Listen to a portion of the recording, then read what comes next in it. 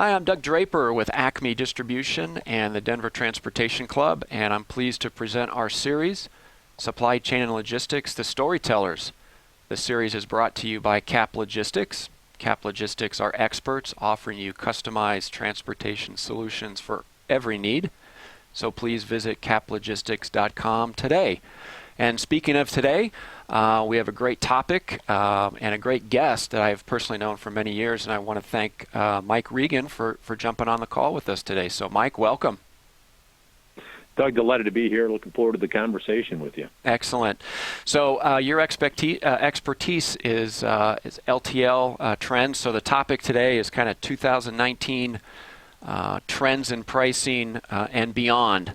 So we want to educate our audience a little bit about what's going on, what to expect, not only with pricing, but just LTL trends in general. And I think we'll have a nice conversation. So before we jump into the meat and potatoes, so to speak, why don't you talk to the audience a little bit about yourself, TranzAct, and maybe how you got into the industry? Sure. Delighted, Doug. I basically came from an accounting finance background, CPA, worked for Price Waterhouse, and then went to work for the Bank of America in their audit and freight payment group. And then in 1984, a friend of mine, Don Keogh, who had been doing some subcontracting work, asked me if I'd like to help him start a freight payment company, and that became TranzAct. First day of business was February 1st, 1984, and over the years, we're fortunate and blessed, worked pretty hard, bought Don out of the business in 1989, and made a couple of acquisitions, bought a company from bought Numerax from McGraw-Hill, and continued to build that. Got into rating technology, all sorts of different things.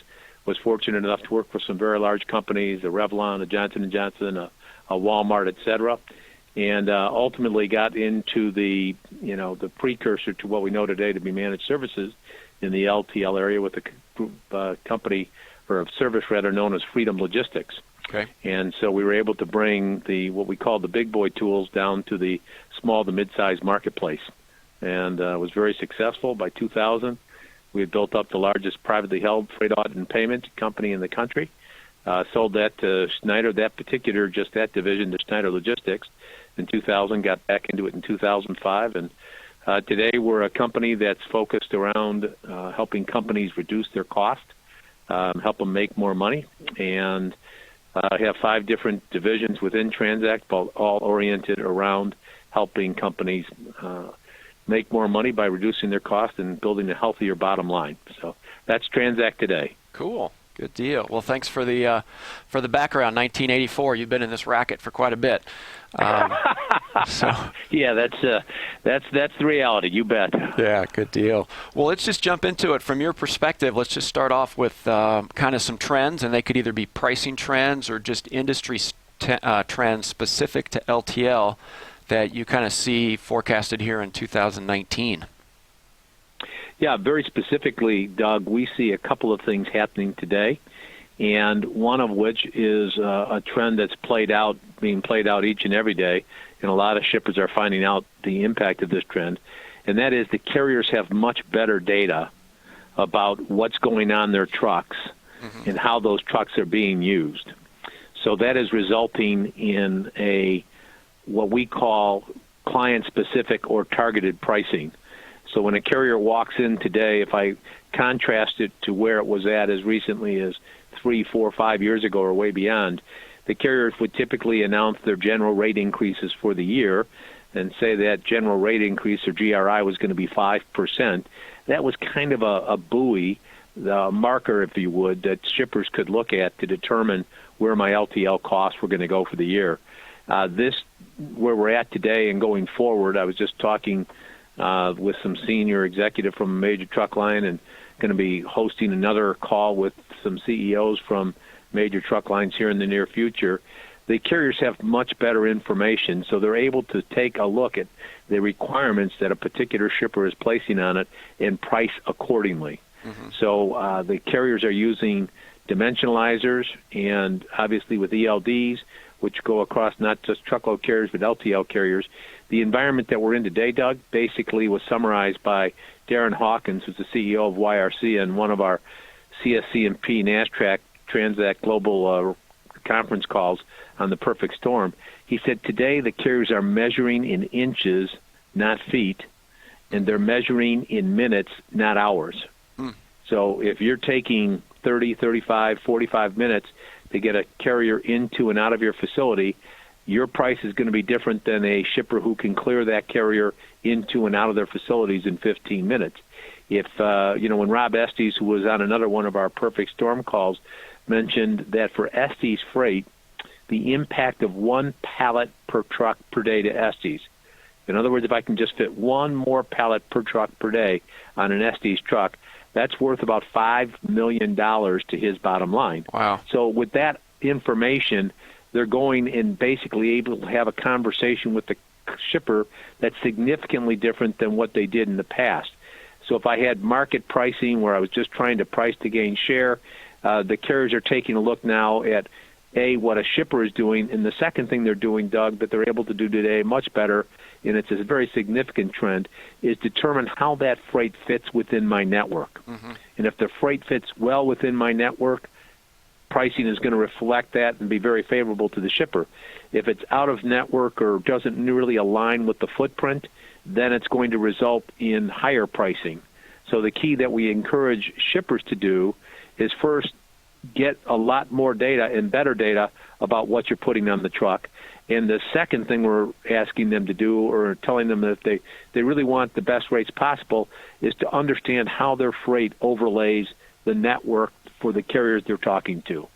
So that's trend number one. The second trend that we're seeing, obviously, that you had mentioned in one of your emails, is the e-commerce trend is, I think, not going to abate anytime soon, and will continue to grow and grow. How that gets played out, though, in the final mile or final 50 feet, I think, as you said in one of your emails, is still as yet undetermined, because you, I think, precisely said that, there's a world of difference between having a jungle gym delivered to your house versus, a package of T-shirts. And so I think a lot of companies, I was speaking at the Home Depot Supply Chain Summit here in January or February, and have talked with people from Walmart and a bunch of other places. How this gets flushed out, I think, is still a work in progress. One of the trends that I think is going to become more significant is the fact that these companies with significant facilities, around the country, are taking a look at how we can engage those facilities to fulfill our e-commerce platform. So you see, for example, an advertisement during the Super Bowl where Walmart's basically saying, drive up and we'll run the package out to your car, a drive-through window for e-commerce. Is that one of the things that we're going to see more of in the future? Practically speaking, from a home delivery perspective, there is a real and legitimate cost associated with transportation. And, so to have a truck show up at my door that's, minimum $60, $70, $80 for an order that costs $50, it's hard to justify that. Right. And so obviously on the LTL side of the equation, that's a different model than the parcel. A couple of weeks ago, I was at a CEO summit at FedEx, got a tour of their Memphis hub, which is just unbelievable. And, obviously, one of the things you see with FedEx, that's an organization, I might be wrong here, Doug, but I think they mentioned they're processing between 15 and 16 million packages a day out of their Memphis hub. And, Amazing. Obviously that is something from an e-commerce perspective that is going to provide, shippers and companies with a lot of different options. But once you move into the LTL networks, you're dealing with a completely different cost structure. Right. So targeted pricing, client-specific pricing, evolution of the e-commerce is the second trend. And the third trend I think people are going to want to pay attention to is this big push for visibility. We need to know where our product is at any given point in time. And for those that are saying, boy, isn't that unrealistic, one of the things I encourage them to do is to take a look at some of the regulations regarding food shipments. And with blockchain, what you're talking about is the chain of command issues. Well, the visibility, I think, is going to become more significant as those chain of command issues get broader or more broadly applied. So those are the three trends we think are going to be big items in the LTL sector. Yeah, well, that's great. I have a couple of questions on each one that we'll go back to the data. Sure. The data is power. When I hear you mention that, totally get it. The technology's out there to do it. My immediate take is that's always going to be a negative conversation for the consumer, or excuse me, the customer, because they may be hiding some dirty laundry in a very generic pricing structure. Have you seen that mostly? You know, I mean, Lord knows in my tenure that's happened too. Like, well, if we can just get this, maybe we can not. They won't have visibility to this really challenging freight that we have. Have you seen it mostly negative? And I don't know if negative is the right term, listen, but I think you know what I'm trying to ask. For the record, I appreciate your candor, truthfulness, and honesty, and I just want to remind everybody that was Doug that said it, not Mike. Fair enough. But, Fair enough. Here's what's going to happen. Right now, a lot of companies, to hide the dirty laundry aspect, just to kind of give you an idea, a lot of companies are still operating on a freight all kinds rate structure where the actual class isn't necessarily relevant for the carrier rate structure.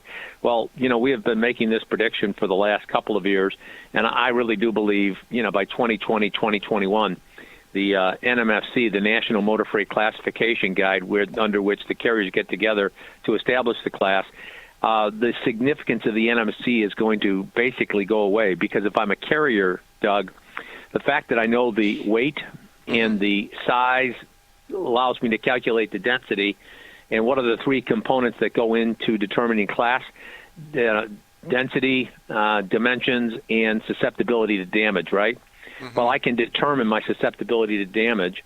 And so what that's going to do, Doug, is it's going to give the carriers all the information they need to be able to appropriately price the product based on the actual density factor as opposed to an FAK rate structure. So what does that mean for a shipper? In a profile, they go out to bid, they say, we want an FAK Class 70, and 70% of our stuff is Class 70, 20% of it's Class 50, and 10% of it is, Class 100. And to kind of give you an idea of what's happening, the carrier's coming back and saying, no, based on the average density, your actual class is closer to 85 than 70. And just to kind of give you an idea how this works, we represent, hundreds of shippers, helping them do a great job of managing their LTL freight. One of the carriers walks in and says, we're taking a huge price increase, and here's why. And they give us, you bid it at 625 or 450 miles. The average length of haul is 625.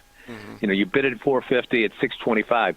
The density you said was 6 pounds. It's now 4.4 pounds. Well, we bring it to a customer. The customer says, we haven't changed our product. What we found out, though, believe it or not, Doug, is that on about 30% of their pallets, they had 2-inch overhang. So a 48-inch pallet was now becoming a 50 or 52-foot pallet. 52-inch pallet, which obviously doesn't go into a truck well. Well, it's causing the carriers to not have, they're losing pallets in this type of thing. It gets reflected in the pricing. And that's where I think, Doug, the dirty little secret with the data. If you were to ask me, going back to Trend 1, the biggest difference today versus 5 years ago is that the carriers have much better data than the shippers. And ask yourself, I mean, you've got a lot of expertise in the area too, Doug. How many shippers have dimensionalizers at their docks? Not many. Yeah. If at all. So, yeah. So they have no idea the size of the product actually being put on the trailer. They think they know. It's a standard, grocery manufacturer product size, 40-inch pallet, et cetera. Well, maybe it's 41, and then it gets stacked, and it goes above the 48 inches. So that's I think what you're referring to. Yeah, exactly. Yeah, well, that'll be interesting for sure. A follow-up question on the e-commerce. I was at a conference last week related to parcel shipping and the e-commerce, and one of the trends, especially for large shippers, is to use a crowdsource model, and we've seen some of that, and Amazon has brought that to a stage where it is accepted, where you contract with individuals. You and I, we want to go out and deliver packages for a couple hours every day. Do you think that concept is going to roll over into the LTL model, or is there just too much labor and assets required versus jumping in somebody's car for some packages. How's crowdsourcing going to impact that final mile on LTL? Well, I in a diversionary note, I just saw this morning a video about Tiger Woods. And the video was Tiger Woods watching all these people that said he would never once again ever capture a major title, and he was done. And so I'm hesitant to say the word never in conjunction with any question of which I'm asked. Mm-hmm. But the crowdsourcing model for LTL is a significantly different beast than it is for parcel. Mm-hmm. Okay? It's not like I can drop 50 packages in the trunk of my car if I'm, if I'm doing LTL in the back of a van. Okay? And so I think when you take a look at the economics, I would suggest that the traditional LTL delivery mechanism, because of the cost structure, Doug, is going to be working against the crowdsourcing model. Mm-hmm. Plus, I then get into the issue of liability and, insurance, et cetera, and I'm dealing with a completely different game than I am delivering to residential homes. I'm pulling up to a dock. I need to get in and out. It's not like I can hop out of my car and, 30 seconds later lay a package on the door and get moving. Right. On an LTL, I'm pulling up to a dock or to a store. I'm taking 15, 20, 30 minutes to deliver it. That's a different model. Yeah. Yeah, definitely makes sense, and I would concur with that. It's not a realistic avenue as it stands right now. The third piece, a follow-up question I have on the visibility piece, is why is that such a demand? Are people just wanting to know where their stuff is? Is that what's driving it, or is there other reasons for the visibility? If that question makes sense. I think the visibility issue, the reason it's becoming so significant, is because if you take a look at what a lot of the retailers led by Walmart and some others are doing with their on time in full or Target with their must arrive by date and programs, and if you're pulling into grocery product warehouses, you've got a lot of expertise there, Doug. What they're doing is specifying very tight delivery windows. Right. And the penalties associated with missing those windows are becoming very significant. So I was at the Food Shippers Conference interviewing a gentleman, and he was talking about, a fairly significant shipper, about $150 million spend. Well, he mentioned 3 years ago his penalties from retailers for missing various aspects of deliveries was $3 million. Last year it was $24 million. That's now incredible. You think about that. You're right. So what I call, when I mentioned targeted pricing, one of the things I didn't mention is a trend, but I could have easily done that, but it really is a lengthy discussion, is what I call precision trucking. In other words, I want the certainty like of an airline. I know today United's got a flight going to Denver that leaves at 8:50. It isn't going to leave maybe at 8:40. It isn't going to leave at 9:05. Well, if it's United, it could 9:30, 10 o'clock, noon. But anyway, there's a published schedule. Right. And so if I have a published schedule and I'm being held accountable to that schedule, what is the piece of information I need in order to make sure that I'm being treated fairly and treating my customers fairly? I need to know when that product's going to get there specifically and when it did get there. So, with our TMS, our Constellation product, our transportation management system, one of the things that we did, perfect example, we pull into a grocery product thing. The retailer guns our customer for $250, saying you didn't deliver it within the window. Well, what we were able to prove is that the truck got there within the window. This particular grocery products company, they basically didn't unload the truck. They made the truck sit there for 2 hours. Right. Well, the dispatcher's saying, you got to get out of there because we got we got to get our schedule. So we went back to the grocery products company, got the chargeback waived because we were able to prove that the truck was there. Right. Okay? Yeah. Now, the unfortunate reality is a lot of these companies that have these type of programs in place do not have the back-end capabilities to integrate when the truck got there versus when it gets delivered or, the door when it's at the doors. Sure. So that's a big issue that the visibility component changes. And with companies like P44, with the APIs, the ability to move and get data is significantly easier. Mm-hmm. Does that make sense, Doug? Oh, absolutely. Yeah, it's not necessarily the consumer saying, when's my T-shirt going to show up, but it's really validating services to manage, chargebacks and things of that nature. Because in my day job, we certainly have a lot of grocery deliveries, and my gosh, those are certainly challenging. And the days of, if you show up at 1:05 and Timmy talks about the Boston Red Sox, and if you get him at 1:05, you're in and out quickly. Those nuances don't really exist anymore. So I completely understand where you're coming from. Well, if I might mention, you also have companies that are with the lean orientation. One of the other things that's getting an increased amount of focus are my inventory levels. Mm-hmm. And so like a company like Herman Miller, their Aeron chair, which just blows me away, takes them 23 seconds to produce this chair. And it used to take them 5-6 minutes. They have all their production done out of their facility in western Michigan there. Mm-hmm. But 75% of their product is coming in from within a 30-mile radius. That product is going right onto the line. They need to know, to tell you how, this will blow you away, they need to know that product's going to be there at 12 o'clock, because if it gets there at 1:15, they're going to have a line that shuts down at 12:30. I mean, that's how much precision there is within the supply chain from a lean orientation.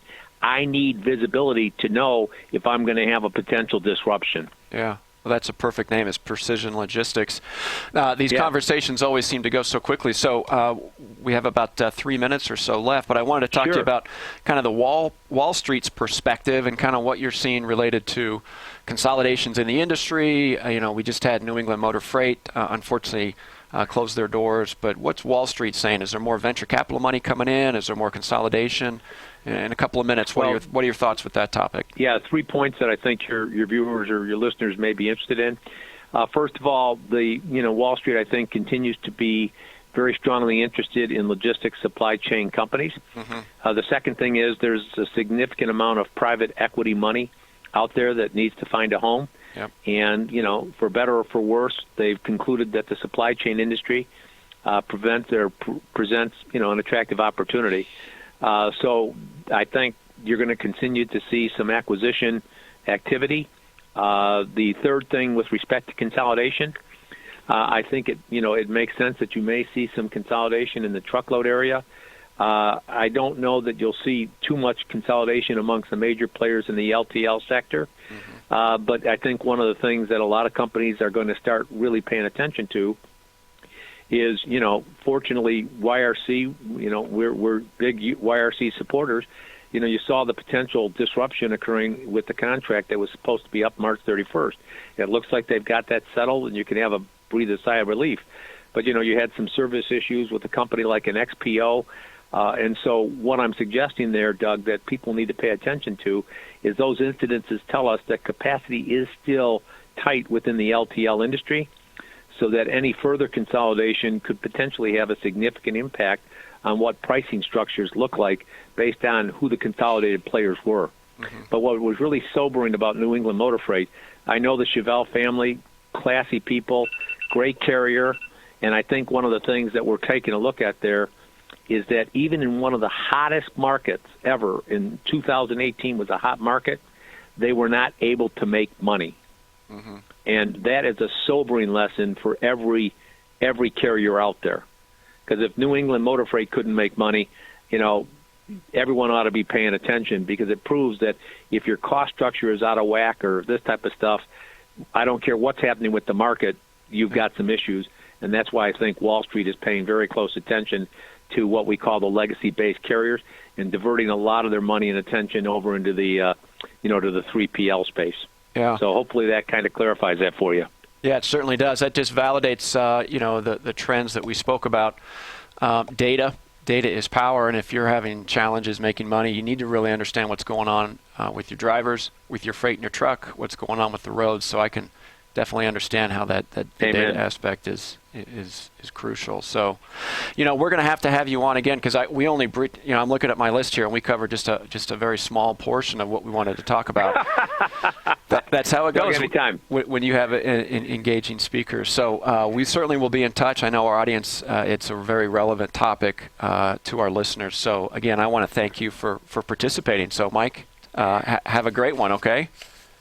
Doug, it's an honor and privilege. Thanks for inviting me on, and I welcome a follow-up conversation. You do some great work. Thanks you so much. Yeah, I appreciate that. And I also want to thank our listeners for joining us today on the Connect and Collaborate Network, featuring supply chain and logistics, the Storytellers, brought to you by CAP Logistics. We'll see you next time.